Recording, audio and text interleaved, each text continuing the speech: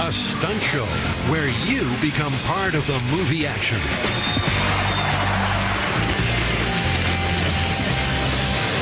An earthquake causes chaos right before your eyes.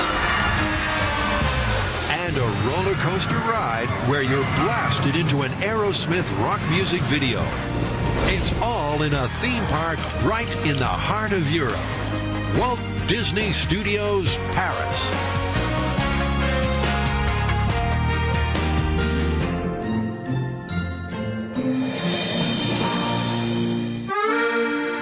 This is Paris, known as the City of Light, the artistic and cultural hub of Europe, dominated by the world's most recognizable landmark, the Eiffel Tower.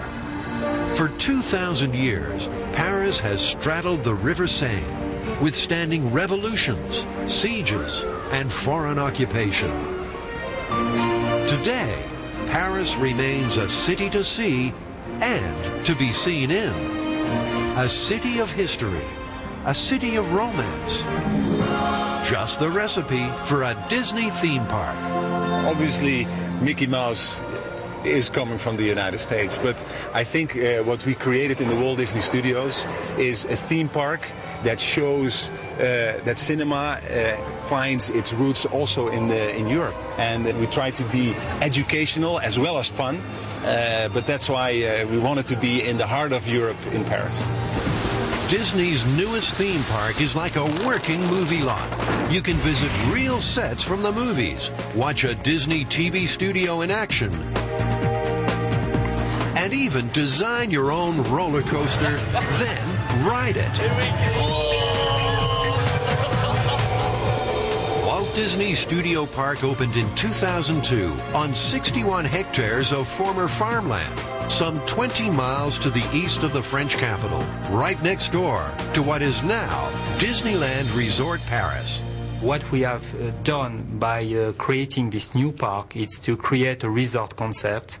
So the major change being people were using the park as a 1 day or 2 days experience, now to extend to a 3 or 4 days experience.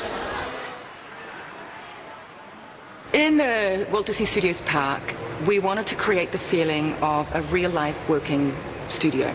And there's a thematic treatment of architecture and sense of place. And we use techniques such as prop placement, colors, architectural detail to get that message across. We're telling you a story without you being aware that we're telling you a story.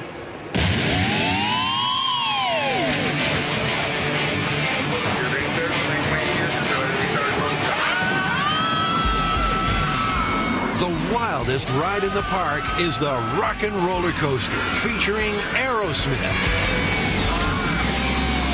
Riders are blasted headlong into the middle of a pulsating rock music video.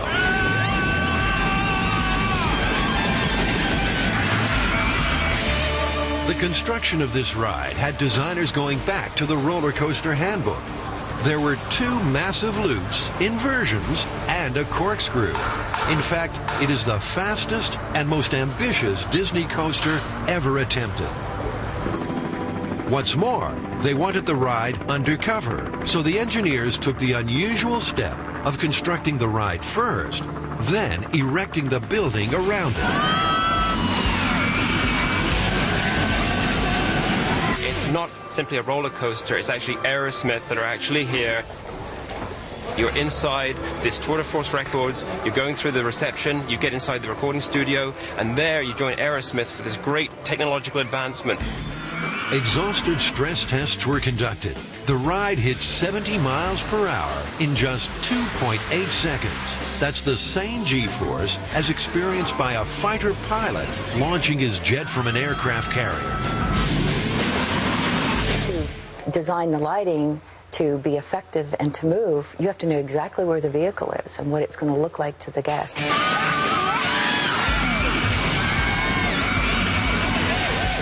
Timing is the biggest challenge for the design because the vehicles are moving so fast. They're twisting and turning, and they're flying through the truss and over the truss and around the building.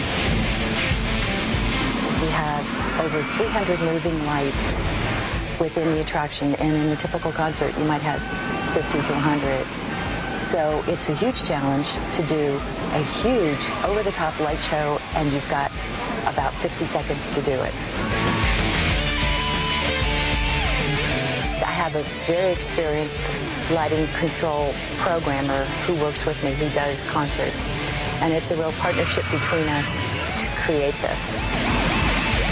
But because we're on the floor and we're looking up several 30 meters into the air, we actually need to stop, come out, ride the vehicle, and actually see it from the guest point of view.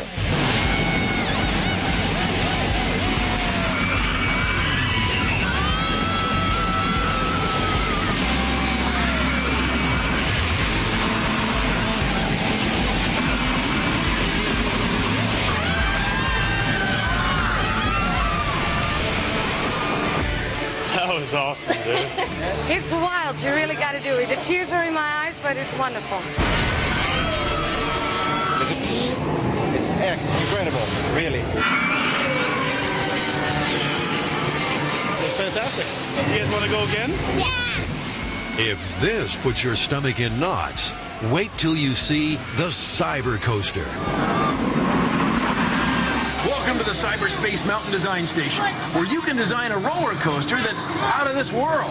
Yes, you heard the guy right. You can be just like a Disney designer and create your own virtual roller coaster ride at Cyberspace Mountain. Of course, faster than light travel is theoretically impossible, but it's cool.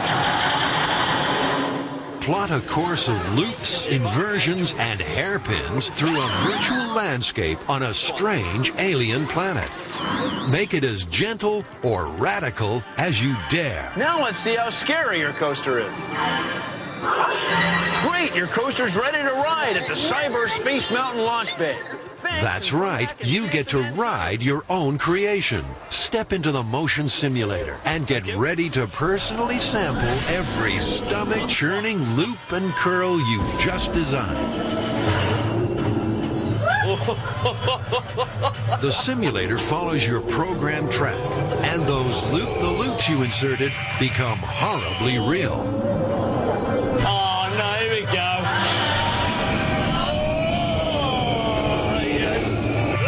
Each ride is unique, a product of your own imagination and Disney's technology.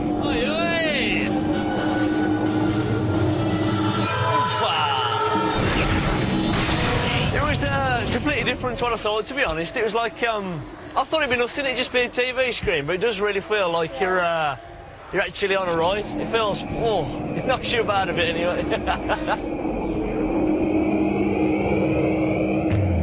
Next on Inside Walt Disney Studios Paris, fast cars, fast action, the hottest stunt show in Europe.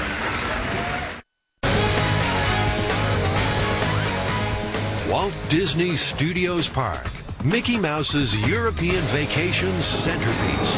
You want action? You found it.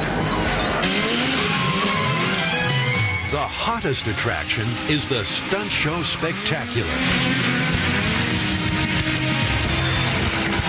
It's not just a show, it's a chance for an audience to see how an action scene would be shot for a feature film. It's a larger-than-life movie set, complete with all the action.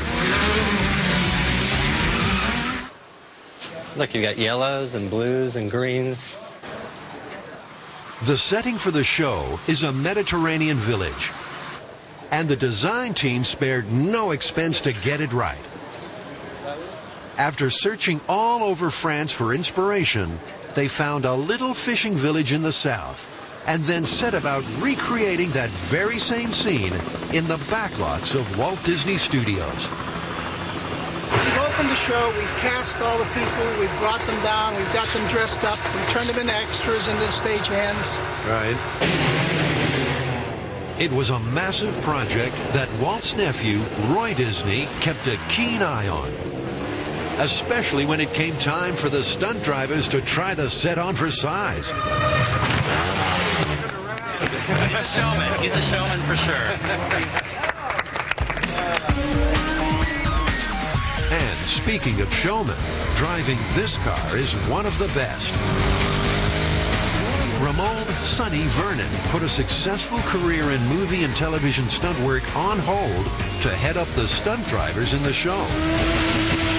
He worked with Europe's best stunt designers to choreograph the chase sequences and precision driving. The concept of the show is how to make a movie. And for that, we need actors, SFX, video, audio, and as well, the stuntman.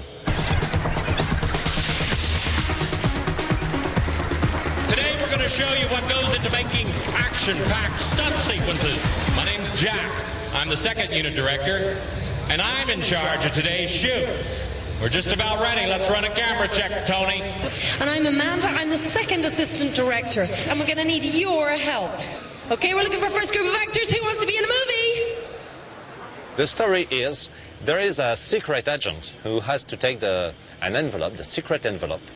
And there are the bad guys and the good guys. And the bad guys has to catch the envelope from the hero. Okay, people, we're ready. Let's do it. Show me the slate. Valley Chase Sequence 6, take 1. Okay, cue the first group of extras. Okay. So it's your standard bad guy chases good guy, secret envelope kind of plot. But hey, who really cares? So now you're worried, okay? This attraction is all about the glamour of movie making, together with fast guys with fast guns in fast cars.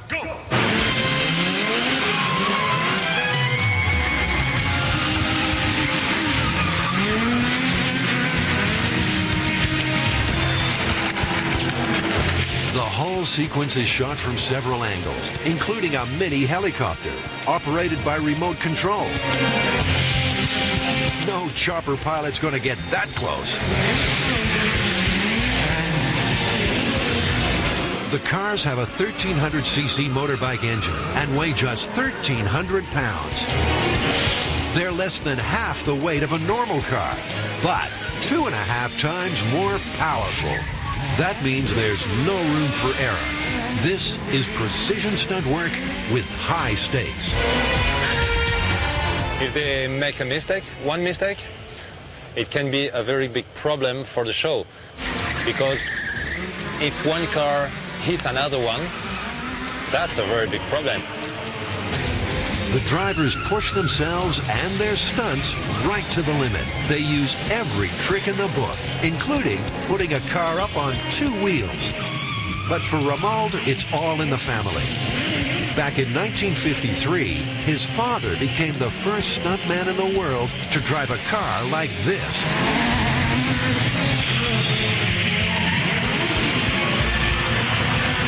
The stunt show spectacular lives up to its name. It's a hair-raising scene of Hollywood proportions, a definite highlight of a day at Walt Disney Studios, Paris.